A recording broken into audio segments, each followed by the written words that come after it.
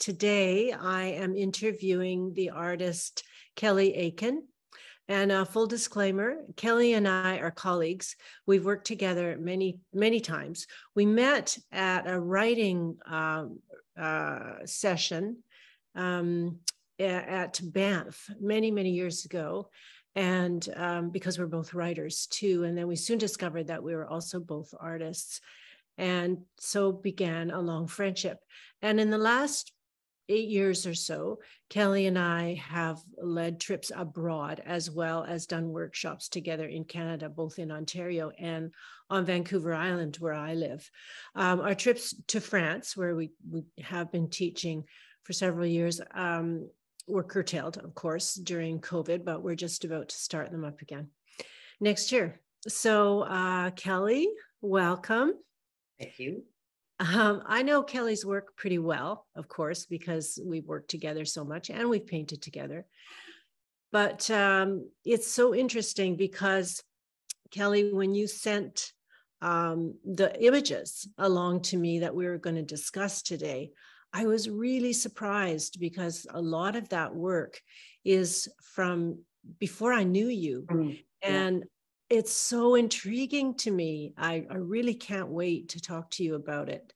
I have some ideas about it, but I'm not going to talk about my ideas right now. I want to see what you have to say about the work. And you also have some of your more recent work too. So what I'm going to suggest is that we just go directly to the work. Sure. And we'll go through it, and you can tell us the story of your work, and then we'll have a chat. We'll stop share screen of the slideshow of your work and just have a chat about you and your path as an artist. So I'm going to share my screen.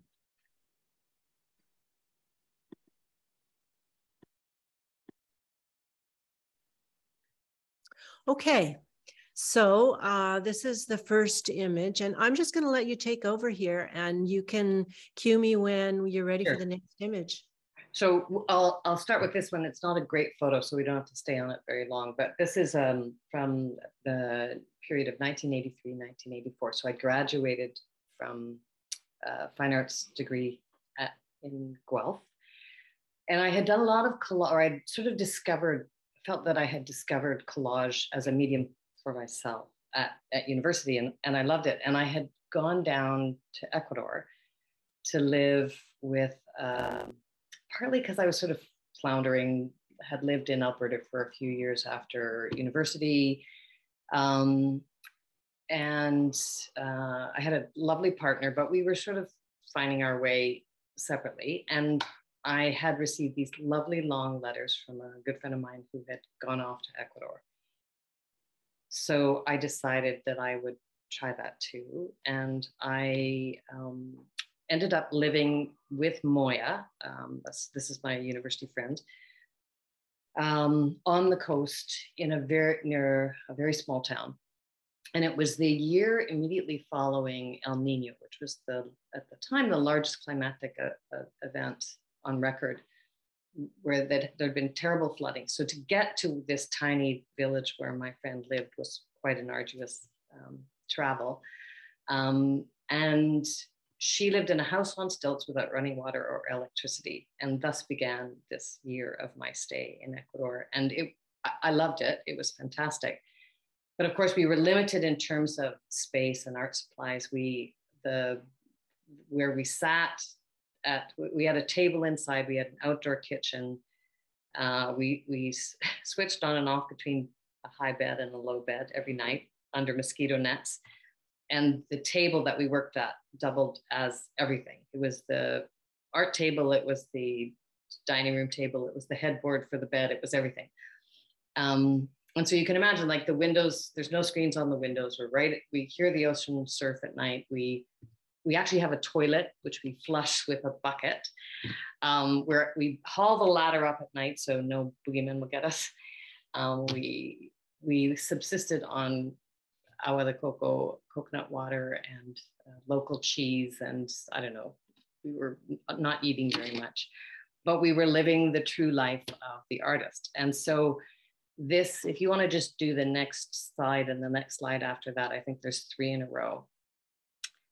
Okay, this one is called Now I Believe in Guardian Angels. The one before was called A Little Local Color. And the third slide, this one is called Not Quite Puka. So I had, I was working in collage in a fairly limited format. I was working on black paper. These are probably, I think they were, I don't believe I have any of them left. They were probably about 4 by 10 inches, the actual image frame. And I loved working in collage. Yeah, so my work is largely narrative, and not surprising for someone who is both a writer and a painter or a visual art practitioner. And each one of these small collages on black paper, which I did a series of these in the first year I was in Ecuador, tells some kind of story. This particular story is about the boat that I was on when I was on my way down to the coast to see where Moya lived for the first time. And the boat I was on crashed into another boat in the middle of the ocean. There was one lifesaver on the boat. See, I'm just going to be going off on tangents and stories. You know, I've never heard this story. I can't believe after all of the time we've spent together, I haven't heard this story.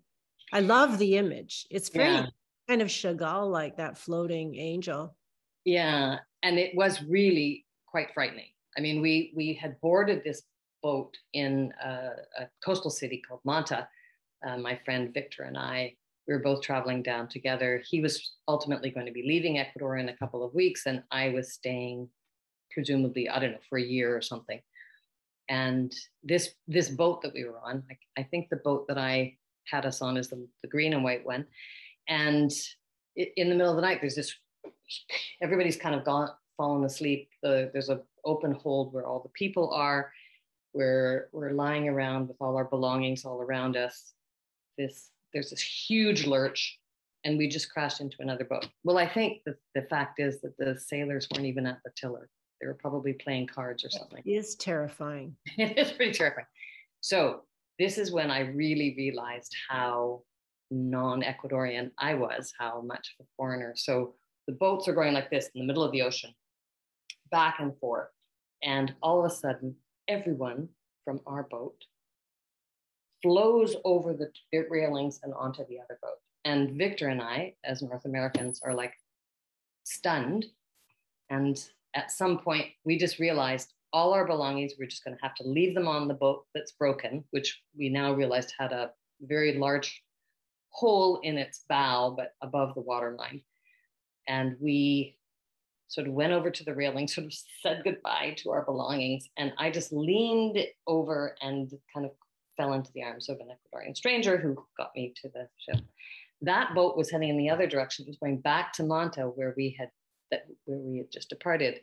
And then this is typical of Ecuador. The people took up a collection and bribed the captain, and he turned around. Anyways, that was just the beginning of my many adventures, many of them by water, that happened when I was there. But it was a magical year. And we were living as starving artists in an airy, in our little... yeah, I know that it affected your development and your focus as an artist for a long time. It probably still does. Huh? Yeah, I think geography is really significant to me. And I really, I mean, maybe in a weird way, I'm a landscape artist. I don't know. Landscape. Yeah, I'm an artist in a landscape. You're an artist of inner landscape. Yeah, inner and outer though. So, but I'm also an artist in a landscape, as we all are. And I actually think if you look at the history of art, you can see these characteristics that occur in different parts of the world and in different cultural traditions. So maybe I'm just doing what a lot of artists do. This one's called Palms. This one's called Palms. Yeah. So this is from that same area, or the same time, right? Yeah. Yeah. So there were El Nino, the climatic event that I talked about, had really eroded a lot of the shoreline, because it was there had been massive flooding in Ecuador, and all the roads were closed, which is partly why we had this kind of interesting challenge in getting to this small town. And we would pass these palm plantations, and many of the palm, the root balls had been exposed. I've really simplified the root balls into this pink thing, but I love that kind of linear quality. I love those neutral tones of the beach and the sky and the land. And the repetition of form. Yeah. Cool. So then I come back and I, obviously a bit restless, I go out to Berchois to live with another friend. I had some very adventurous friends who were living very interesting lives. And I think every time I hit Toronto, I had sort of, I was still bunking in with my parents. And so I'd go somewhere else. So this is... this is in Quebec? Sorry, what was the name of the place? Berchois de Malbaie, which is just across the bay from Percé Rock and the Bonaventure Island. Yeah. Which is the Gannett Preserve. And so this is called Alone in the House. And my work is still pretty, it's, I was once accused of being illustrative, and I was really offended. But now I think there's a wonderful thing about younger artists nowadays is that a lot of the genre boundaries are being broken down. And I think I wish I had that sense of confidence about that at the time that I was doing this work. Because when I came out of university, the idea was that illustration was definitely a lower rung than fine arts. And now it's all wonderfully mixed in together. So. I love the storytelling quality of these paintings. The little two cats and the flattened perspective, that it's visually really interesting. And there's also a lot of, it's very intriguing because there's obviously a lot of emotion in the painting, but unlike in an illustration, which is part of a narrative, we can place the emotion in that narrative, whereas with a painting there's more mystery because we don't know what the narrative is. This is like a moment in the narration. So it kept me looking at it for a long time. Well, the cats' names are Chum and Percy. And I was sharing this out with my friend who had grown up in the Gaspé. And what's interesting about the Gaspé Peninsula is that it stinks with artists. I mean, there are so many self-trained artists, and there's this kind of preponderance of the self-taught people whose work is quite beautiful, often quite accomplished, but people have come to it on their own terms, and they haven't necessarily studied at any kind of higher institution in terms of fine art. So I was seeing a lot of what we call folk art, and I think it had an effect on the way I was representing subject matter.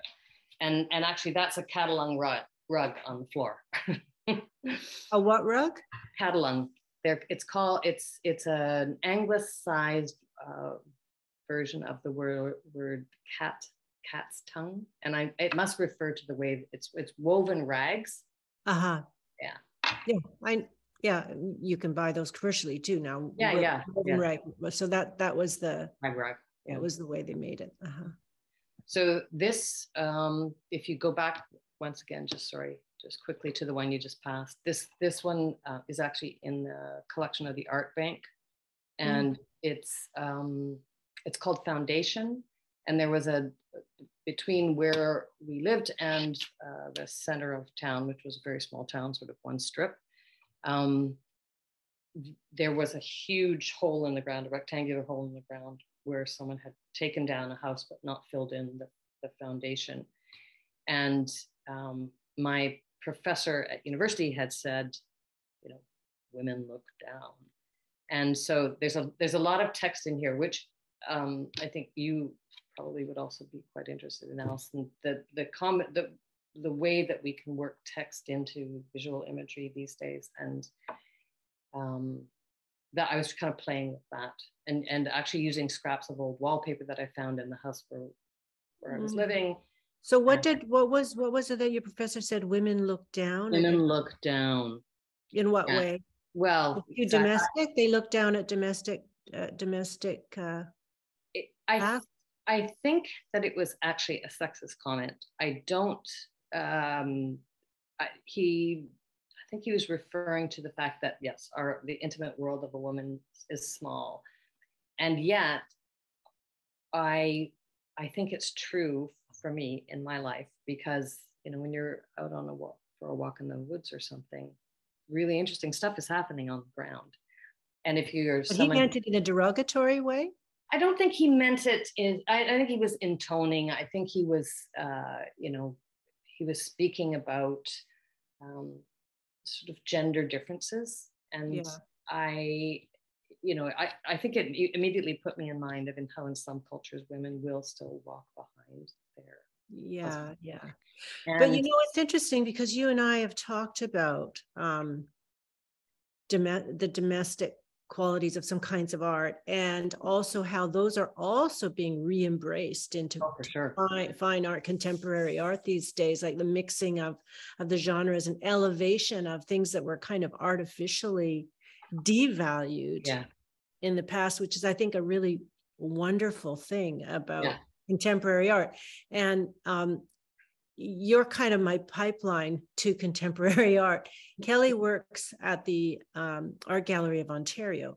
So I live on a tiny little island where there's a tiny little art gallery in the nearest town. But Kelley gets to see a lot of work, contemporary work, come through her workplace. And so we often, when I see her, I go to look at art with her in Ontario, and we talk a lot about art and the art that she's been looking at too. So I mean, we've talked about this in terms of some of the shows that have come through the Art Gallery of Ontario too. For sure. And I'm really interested in artists in other cultures and from other eras. And this is called "And So They Sewed Themselves Together," shortened to Quilt. This was also one I did in Verchois. So it was it's wonderful. Yeah, it was all with collage, you have this capacity to cut or tear and glue, and you can be illustrative or narrative based. But I also love the aerial view, like the viewpoint where you're floating above the action, which is again something, as you mentioned, Chagall, or and it's a common trope in illustration to either take the ant's eye view or the bird's eye view. Right. Anyways, that's what this one. It's really wonderful. And warm kind of, body colors, reds.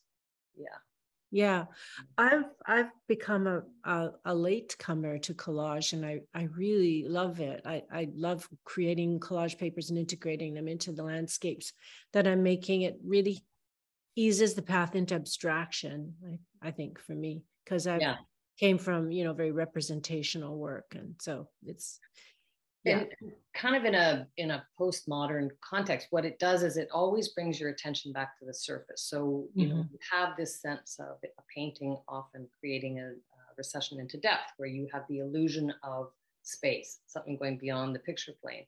The great thing about collage, the textural quality of it, and it's always bringing you back to the surface. You get this nice kind of pull-push thing that comes with collage. I love it. This is a fun one. What's this one called? Yellow House. And it was the architecture in the Maritimes is really, it's often pastel colors, and just the light. Of course, light you're entirely dependent on where you are. You have probably a magnificent light on Protection Island. And today we do. Sometimes it can be, I know. Can be a bit gray in the winter. Anyways, this was a little bit about that. And I was I was working in collage in a fairly painterly way, layering up surfaces, using lots of veils of thinly applied acrylic paint. And it's Bonaventure Island in the far distance on the left side. You can go to the next slide if you want.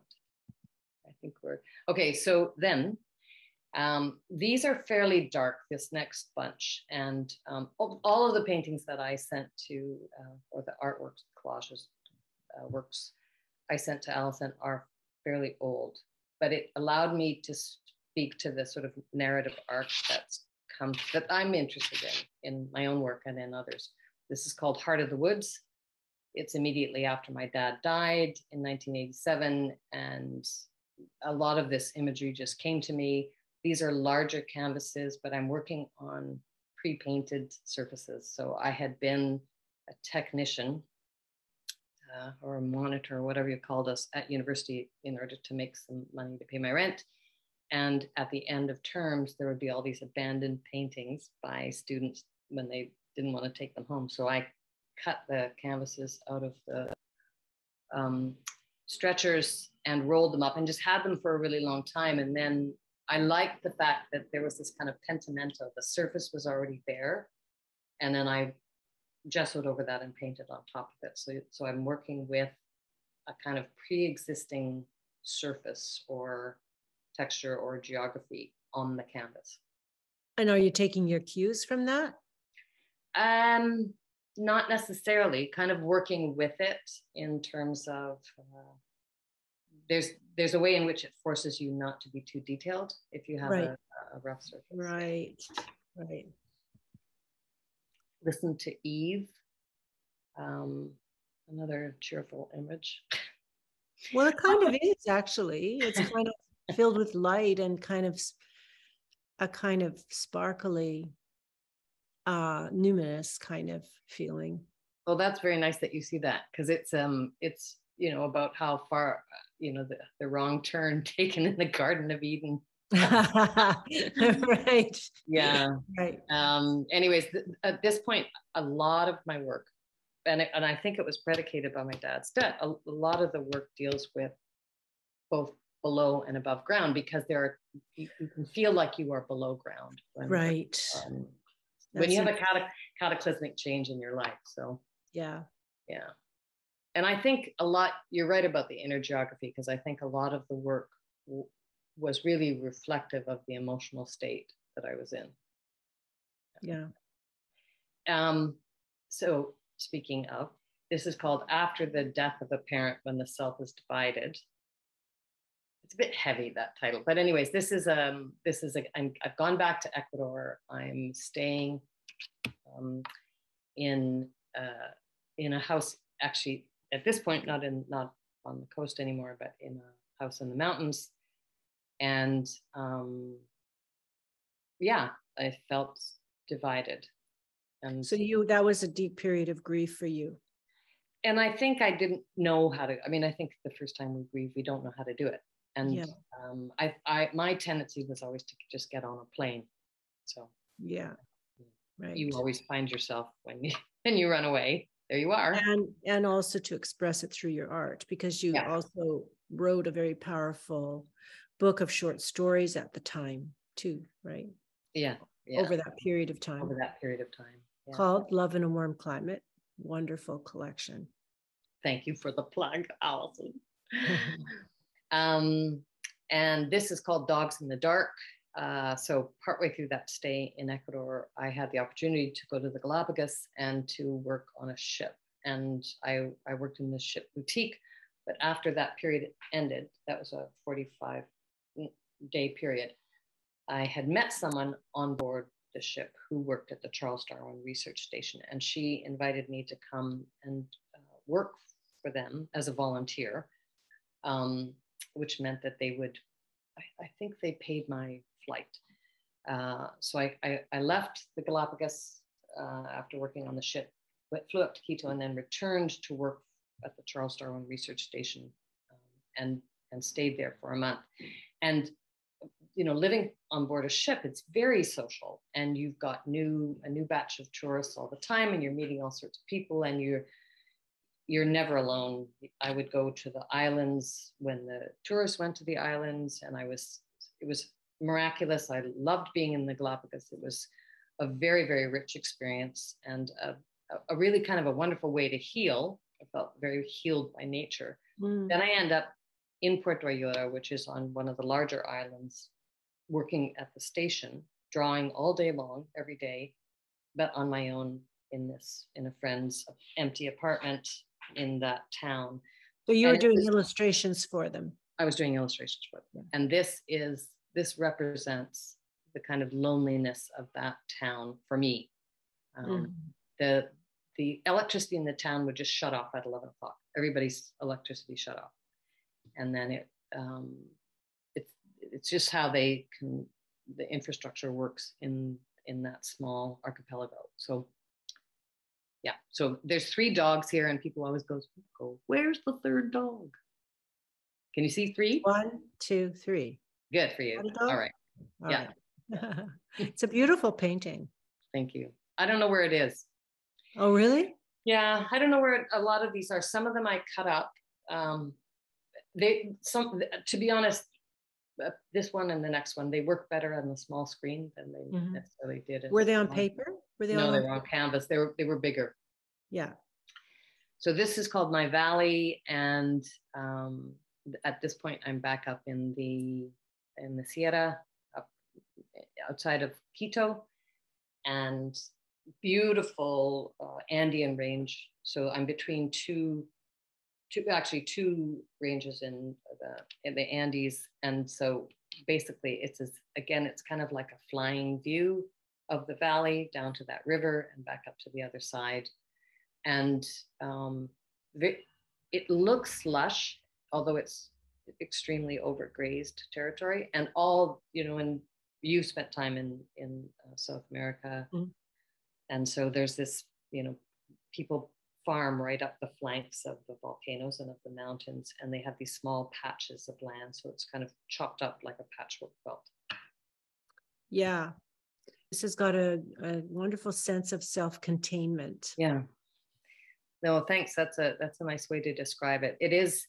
I really felt the layers of history in Ecuador. I've been walking along a path in the hills, and you really feel, because there'd be tiny outposts and villages or settlements. You could pass people with grazing animals. You really get a sense of history and continuity, right? Like a lifestyle that's been continuing for thousands of years. Which sadly, that whole area has changed enormously because they're doing the vernaderos, or the long greenhouses. They're growing roses, and it's not the impact on the environment's pretty drastic. But at the time, Sorry, I didn't mean to cut you off. No, that's fine. At the time, it felt very. It still seemed to be that kind of pastoral lifestyle. A subsistence lifestyle. A lot of people still living outside of the cash economy. This one's called the Sun Strangles. It's slightly out of order with the last one because this is still back in the Galapagos, and it's just about a hike I did by myself from Puerto Ayora. I think you've been there, Allison, to Tortuga Bay, and it was just breathtakingly hot, and I didn't take water, and I kept coming up to a rise in the hill, and it looked like the ocean was just over the next rise, and it just perpetually like, argh. And this is one of those images that works really well on the small screen, but it was not that successful as a large piece. It happens sometimes that you can envision an image, and the process of getting that thing that's in your brain pan onto the canvas or onto the paper has to account for the enlargement of scale and the materials that you're using and stuff like that. So and you learn as you go. The change in scale from small to large is not straightforward. No, that's a good reminder of that. Yeah, and neither is it straightforward to take an idea out of your head and make it work on a flat surface. I mean, speaking personally, I don't mean as far as you goes. I agree. But I find that one of the hardest things to do actually is to paint an idea or a memory or, something figurative that is really, reads as narrative. I've always failed when I try to do that. So I think it takes a lot of courage, actually. Well, I think there's this wonderful passage from the kind of dreamy quality of the first image. And I mean, I think you've probably done this too, where I've worked with dream imagery sometimes, but by the time you enter the process of putting it down on outside of your head, it's you do have to allow for the process to alter it. And so you have to lose the image and often have to go through a kind of an ugly stage, because the middle of a painting is often really brutal. It's not fun. And then to get out beyond it to whatever it becomes, that's where the real learning curve is, I think, is struggling with letting the thing go and arriving at the new place. Yeah, and I talk to students about this all the time, that, and this hooks into like basically intuitive painting. Yeah. Although it's not out on that far end of pure intuitive painting, but it's just how we have to be responsive to what's going on the canvas all the time. And kind of serve the painting as it becomes what it is, rather than cling too strongly to the ideas we've brought to the process or some part that we love, the place, right? And it's took me a long time to trust that process, and it's essential, because every painting is an abstract thing, because it's a two-dimensional representation of an idea or a place or a thing. And it's so important to respond intuitively every step along the way. Yeah. Relax into that. Kelley and I had to take a break the other day, and we're back to finish the rest of the images. And actually, we just went through these all and had a really great conversation, which ended with me saying, I could talk to you about your images forever. And then we realized we didn't record it. So we're back talking. I got my wish. We're going to talk about her images some more. And so go ahead, Kelley, talk to us about this image. So this was a series of low relief assemblage or mixed media pieces that I did working on found wood. And I just realized about this piece. So there's a couple of things. I'm beginning to play with things. I have landscape generally as the theme, and then there's I think the aim of the process of making these works is to get to where there's this kind of interesting tension between what it's trying to look like and also the materials reveal themselves as what they are. So rather than force things to be completely illustrative, I like that sometimes you can, okay, this is like roofing asphalt and shards of mirror, and then that wedge-shaped copper or piece that was partly what's the word when a piece of metal gets oxidized? Anyways, oxidized. Patina. Yeah, that kind of turquoise patina at the bottom of that copper wedge thing, and I obviously found it on the road. I was looking down a lot and finding things on the road, and then the eye in the sky, I think, was just suggested because I had these old pieces of canvas that I'd cut up or that were just around, I don't know, and painted over them for the sky. And then there was that long kind of fish shape in the sky, and I stuck an eye in it. So it's almost like a stream of consciousness. Yeah. And there's that thing when you're working where you're kind of humming along. I don't know if you play music or listen to anything in the studio, but I like to occupy the kind of the linear and intellectual part of my brain by listening to something, and then I'm making decisions that feel more instinctive or intuitive, with my hands and paint and stuff.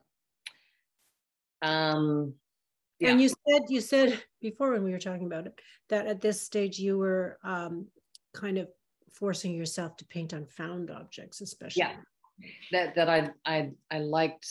I only worked on pieces of wood that I had, like I didn't let myself buy a piece of wood to work on. I was picking things up. And so there are about 5 or 6 of these that are shaped. They're slightly taller than square. And I found them I don't know, in an alley or at the side of the road. And I think they had been used as homemade dividers for someone's LP collection. And in this case, I left the opening, and that's part of how I hung it in the frame. I actually still own this one. I recognize. Yeah, and it was on the cover of the best Canadian poetry about 3 years ago. This piece was. Oh, I didn't know that. Yeah, and the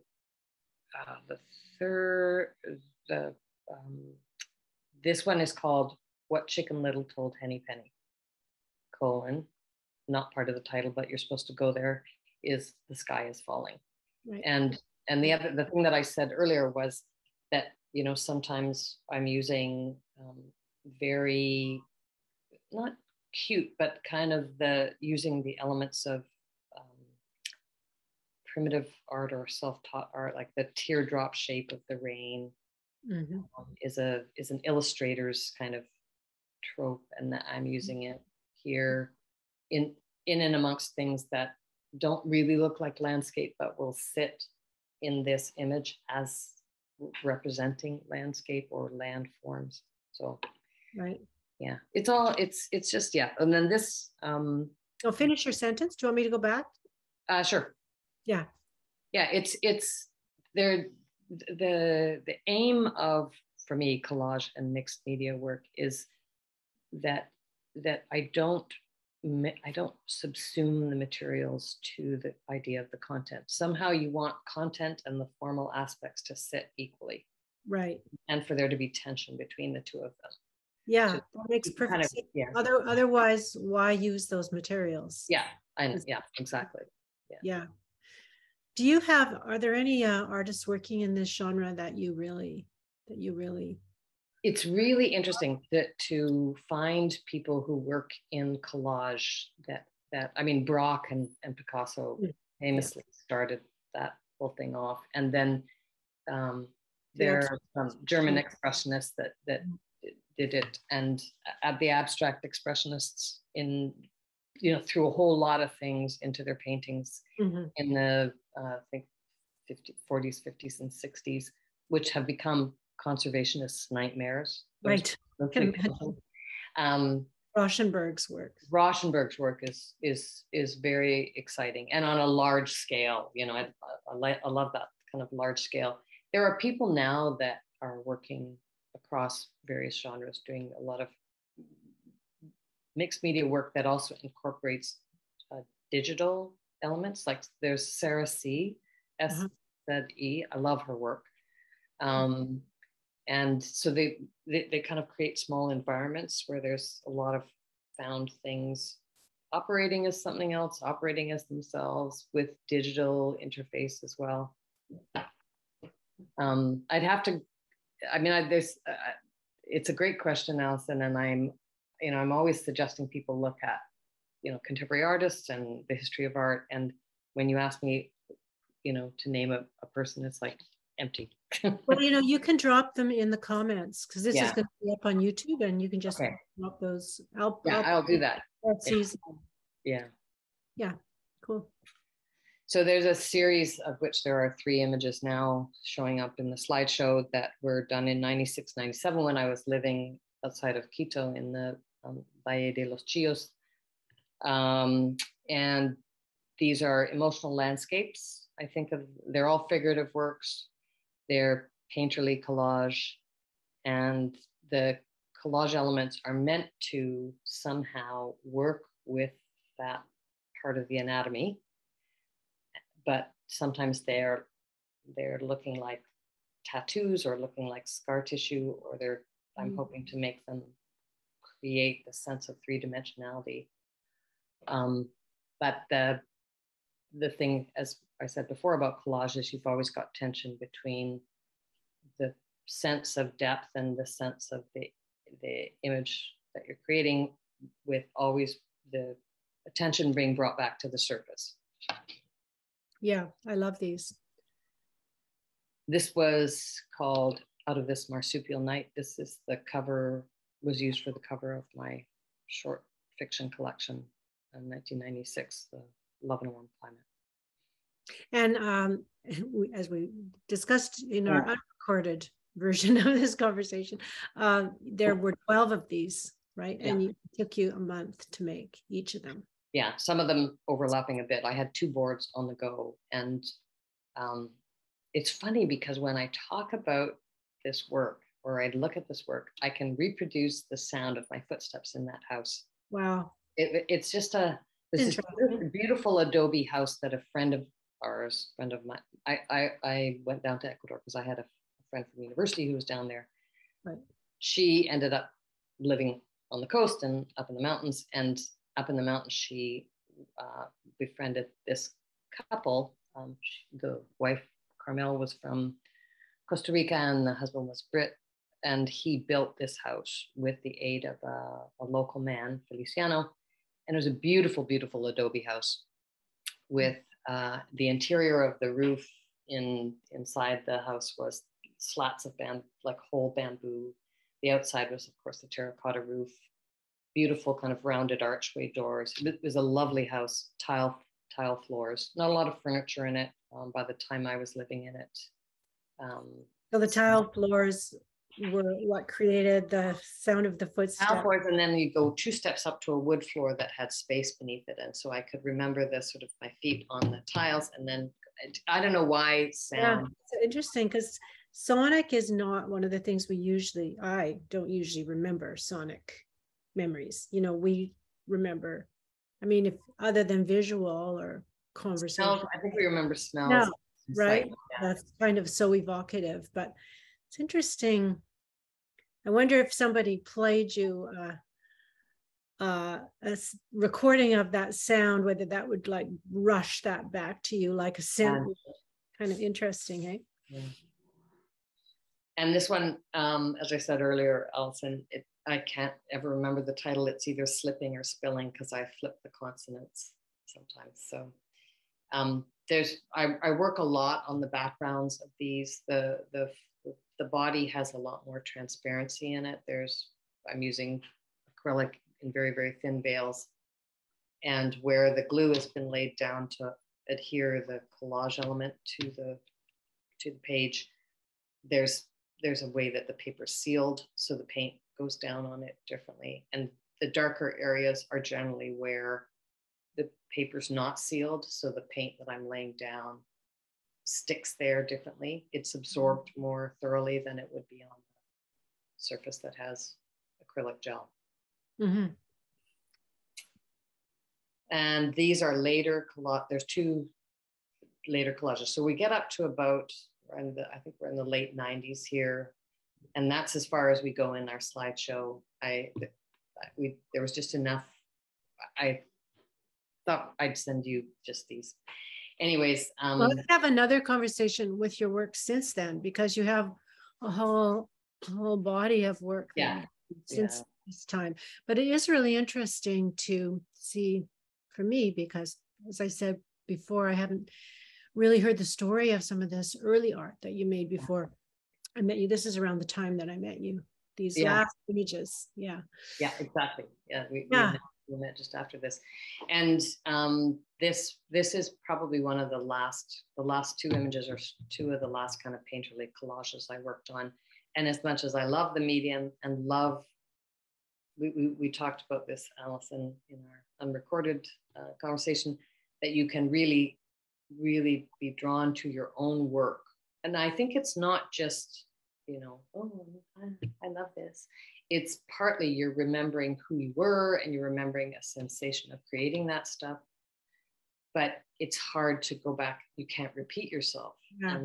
And when I had a couple of commissions out of that figurative work, the second image, which was meant to look like one of the images in the show that had already sold, I didn't like the second one. I thought it looked forced.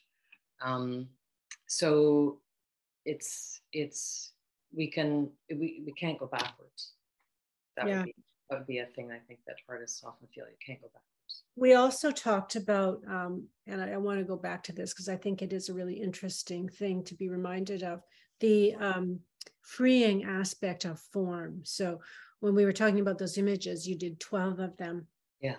And oh yeah. working inside this form, but it created so much, gave you so much space to create, you know, different, handle the same subject material differently each time. And each painting is really different from the others. And yeah, so we were just talking about how freeing working inside a very prescribed form is.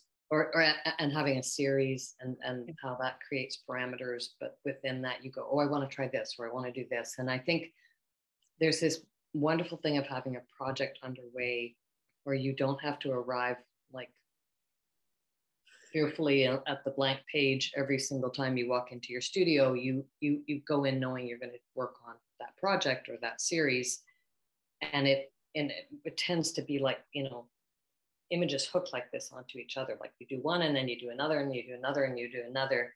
But at some point, and often that point is an exhibition, you stop. There's always a lot of other stuff you have to do for an exhibition, framing and, you know, building your website again, or writing invitations, or designing invitations. You kind of stop that flow, and then you exhibit it, and that often is the end of that series, whether you like it or not. Yeah.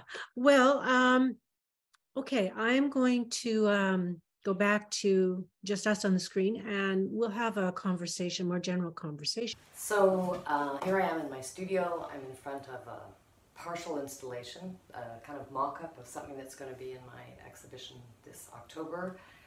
Elaine Whitaker and I will be co-exhibiting at Redhead Gallery, 401 Richmond, from October 19th to November 5th. So if any of you watching this video live anywhere near Toronto and could make it, it would be lovely to see you there.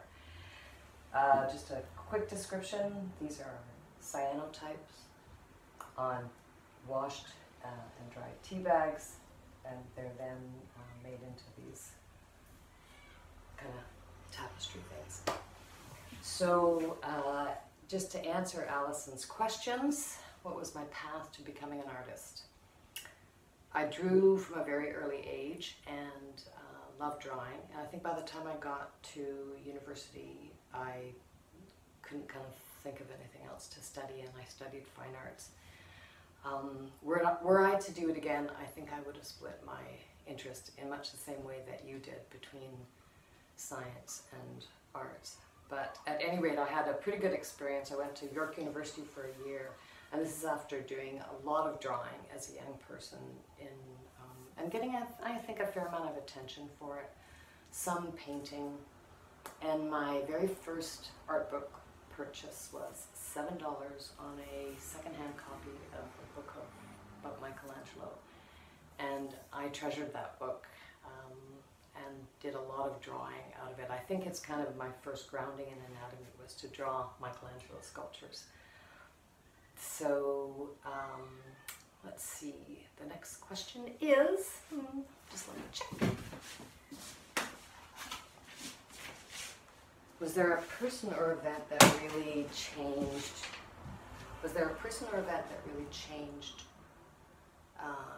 or had an impact on my development as an artist? And I'd have to say that, I told you the story before, Alison, that the sale of a drawing to my best friend's mom was a really significant and symbolic gesture on her part that really made me feel like an artist as a young person. And I mean, that feeling wavered off and on over the years, and still does. I think doubt, for me, doubt's a pretty necessary part of having an artist's practice. But I was really encouraged by that. And as Alison has said, it's a pretty important thing to support young artists by their work. Look at it, you know, enjoy it, embrace it. Yeah, so I'm in full agreement with that. Is there something I haven't done with my art, an ambition or new subject, new materials that lies ahead of you? Tons, I think. I love the idea of doing large-scale works. I'm just beginning to work in installation now with this exhibition, and I also would love to do something more of a performative piece, something where I worked with and maybe also did some choreography and stage design. Both William Kentridge and David Hockney, who are two of my art heroes, have been heavily involved in opera and theater design, and that work just totally sends me. So I'd love to do something like that. But I think also that just the large scale, I find it really exciting, that kind of work. And also what's been really capturing my attention at the AGO lately, and also some other museums that I've been to recently, are works that have sound and video components. But you know, who knows if I'll ever do it, but it's an exciting thing to consider. I'm looking over here because my list of questions is down on a Tupperware box on the floor. What is my perfect day? The sun's shining today, and that helps a lot. A day in my little blue kayak at my sister's cottage, a day camping, a day on the water, but definitely time spent in the studio. I'm a firm believer that if the day's going really badly and you spend even half an hour in your studio or on some creative project, it can really balance things out. And there's something about dropping out of our ego that happens when we're working on art, or involved in a drawing, or intensely observing something that it's such a break from the kind of neuroses and anxieties that we all kind of, and more so since COVID, carry around with us. What is a piece of advice I would give to developing artists? I would say let go of the concept of beauty, and it doesn't always have to be present in work, because a lot of really exciting work is not beautiful. I would say also it's in the process that we are most engaged, and the work that comes at the end of that is something that eventually you let go of. I think, you know, artists are intensely engaged in the work when they're doing it, but the longest relationship that anyone has with a work of art is the person who buys it or owns it, or to whom it is given as a gift. And the really wonderful thing about exhibiting work is that it goes into the public. It's not yours anymore. Although yes, I have stacks of drawings under beds and up against walls, and you know, just like way too much stuff. I'd like to get rid of a lot of it. So I think in closing, first of all, thanks very much, Alison. This has been I've really enjoyed the conversations that we've had, more than one, and I think that just having an art practice is a way of, it's a way of being in the world. And visual art is very exciting right now. There's so many kind of breakdown between genres, and there's so much that's showing up in galleries and museums, that people are doing installations, environmental work, environmental studies, much of which is bio-art. Elaine Whitaker, who I'm going to be showing with, is a bio-artist, and has done a lot of work actually on pandemics and contagion. And it's a way of expressing, it's a way of finding meaning in the world, it's a way of making sense of what's challenging and confusing. And I have to say that working towards this show over the last couple of years in terms of COVID isolation, it was a real godsend. So I'm very glad to have visual art in my life, and there's just so much fantastic stuff out there, online, in museums, in galleries, and I just really, I think we should, as artists, spend as much time looking at other work as we do making. It's a way of honoring that community. Thanks again, Alison.